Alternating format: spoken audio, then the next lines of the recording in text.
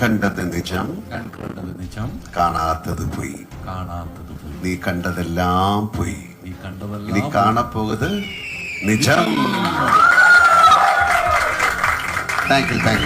Poster വന്നു, teaser വന്നു, ട്രെയിലറും വന്നു, ഒരുപാട് പ്രസ് മീറ്റുകളും കഴിഞ്ഞു. പക്ഷേ സിനിമാ പ്രേമികൾക്ക് സിനിമയെക്കുറിച്ച് ഒരു പിടിയും കിട്ടിയില്ല. പറഞ്ഞു വരുന്നത് മോഹൻലാൽ ലിജോ ടീമിന്റെ പുതിയ സിനിമ മലേക്കോട്ടെ വാലിബനെ കുറിച്ചാണ്. ഏത് തരത്തിലുള്ള സിനിമയാണെന്നും ആരും ഇതുവരെ പറയുന്നില്ല.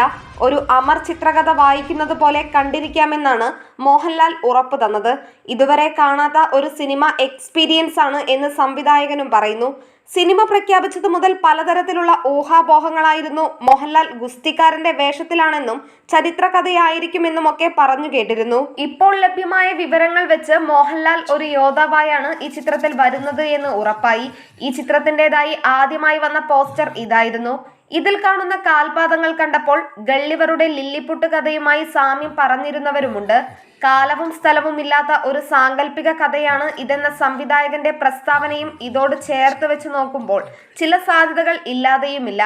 എന്തായാലും 3-4 സൂര്യോദയങ്ങൾ കഴിയുമ്പോഴേക്കും വാലിബനും സംഘവും സ്ക്രീനിൽ എത്തിയിരിക്കും. എല്ലാ സസ്പെൻസുകളും അതോടെ വെളിവാകും. അതേസമയം വലിയ രീതിയിൽ ടിക്കറ്റുകൾ ബുക്ക് ചെയ്ത് കഴിഞ്ഞു. റിലീസിന് ഇനിയും 3 നാൾ ബാക്കി നിൽക്കെ ആദ്യ ദിനം 1.5 കോടിയിലധികം രൂപയുടെ ടിക്കറ്റുകൾ വിറ്റൊഴിഞ്ഞു. എറണാകുളം, തിരുവനന്തപുരം, തൃശൂർ ജില്ലകളിലാണ് യഥാക്രമം ഏറ്റവും കൂടുതൽ ബുക്കിംഗ് ഉള്ളത്. SS news entertainment desk.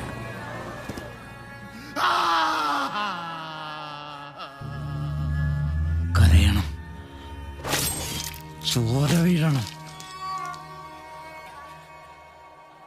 കണ്ണീരും ചോരയും വീണാണ് കടലുണ്ടാകുന്നത്.